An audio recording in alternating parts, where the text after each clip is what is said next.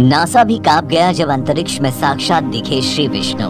दोस्तों, लगभग 1 साल पहले नासा ने ब्रह्मांड की एक ऐसी तस्वीर निकाली जिसे देखकर नासा के साथ साथ इस दुनिया का हर मनुष्य चौंक गया। अब सवाल ये उठता है कि आखिर उस तस्वीर की सच्चाई क्या थी और किस तरह से वो वेद पुराणों से जुड़ा हुआ है। सबसे पहले आपको भगवान श्री कृष्ण और भगवान विष्णु के बारे में तो वो बातें जान लेनी चाहिए जो कि आपको जानना बहुत जरूरी है, जिसे आप में से बहुत कम लोग ही जानते होंगे।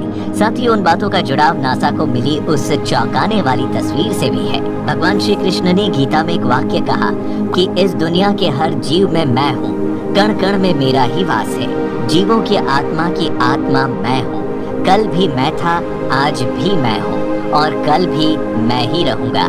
इस दुनिया के आरंभ में मैं हूँ, इस दुनिया के मध्य में भी मैं हूँ और अंत में भी मैं ही रहूंगा। वहीं दूसरी तरफ अगर हम वेदों और ग्रंथों की तरफ नजर डालें तो पता चलता है कि भगवान विष्णु को 3 श्रेणियों में बांटा गया है। पहले है महाविष्णु। महाविष्णु मतलब वो परब्रह्म जिन्होंने संसार का बीज बोया और इस दुनिया में जो कुछ भी मौजूद है वो सब सिर्फ इन्हीं की वजह से है।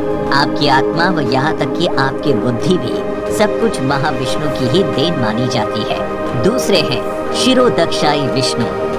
जब हम बात करते हैं कि हर जगह भगवान है, हवा में, मनुष्य में, धरती में, कण कण में, अर्थात छोटी से छोटी चीज में भी भगवान है, तो वहाँ बात की जाती है क्षीरोदक्षाई विष्णु की।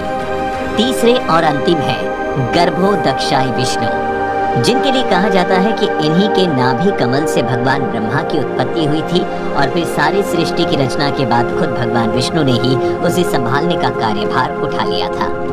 ऐसे में आपको भी बहुत से धार्मिक ग्रंथों में क्षीरोदक्षाई विष्णु की तस्वीर देखने को मिल जाती होगी, जो कि कोई काल्पनिक तस्वीर नहीं है बल्कि वेद पुराणों को समझकर बनाई गई तस्वीर है। इसे ध्यान से देखिए और अब नासा द्वारा निकाली गई तस्वीर को भी देखिए, जिसे नासा ने मिस्टिक माउंटेन का नाम दिया है। अगर आप इस फोटो को ध्यान से देखें और इसकी तुलना क्षीरोदक्षाई विष्णु की तस्वीर से करें जो कि काल्पनिक नहीं है, तो आप पाएंगे कि नासा की तस्वीर बहुत हद तक भगवान विष्णु के इस रूप से मिलती जुलती है।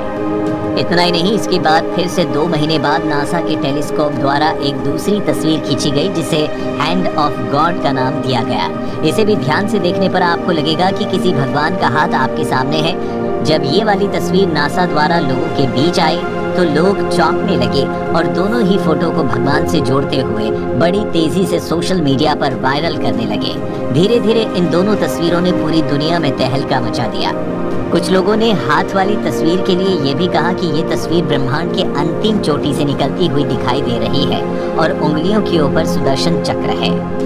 इसका मतलब ये हुआ कि आप माने या ना माने, इस दुनिया में हर चीज, यहाँ तक कि पूरी की पूरी दुनिया भगवान विष्णु के अंदर ही विद्यमान है। इसीलिए समय समय पर प्रकृति ऐसे ऐसे चमत्कार दिखाती है जिसे देखकर विज्ञान के भी होश उड़ जाते हैं। लेकिन अफसोस ये है कि विज्ञान इन सभी बातों पर बहुत कम विश्वास करता है या करता ही नहीं है।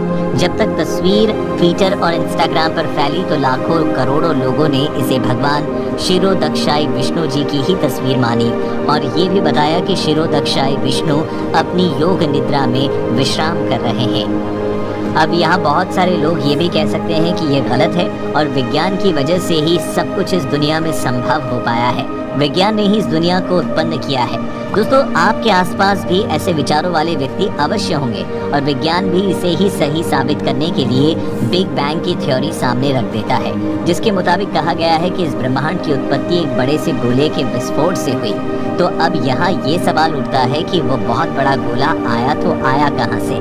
साथ ही हर जीव की मृत्यु क्यों होती है और क्यों नहीं विज्ञान मरे हुए लोगों को जिंदा कर पाया? ऐसे बहुत से सवाल हैं जिनसे विज्ञान भी पल्ला झाड़ता है और इसीलिए कहा जाता है कि जहाँ पर विज्ञान की सोच खत्म होती है वहीं से वेद पुराणों में लिखी गई बातें शुरू होती है। फिर ऐसी बहुत सी चीजें हैं जिन्हें विज्ञान अब समझ पाया है, लेकिन वेद पुराणों में वे सभी कब की समाप्त हो चुकी हैं। पौराणिक काल की बात करें तो उस समय दुनिया इतनी उन्नत थी कि अपनी ही शक्तियों की मदद से ईश्वर को देखा भी जा सकता था और समझा भी जा सकता था, जिसे विज्ञान के लिए सोचना भी संभव नहीं और यहाँ तक कि पहुँचने की तो बात ही दूर है। विज्ञान से जुड़े कई ऐसे लोग हैं जो ऐसी सकारात्मक शक्तियों पर विश्वास तो करते हैं लेकिन पूरी दुनिया के सामने जाहिर नहीं करते हैं। दोस्तों, इस बारे में आपके क्या विचार हैं? हमें कमेंट करके जरूर बताएं।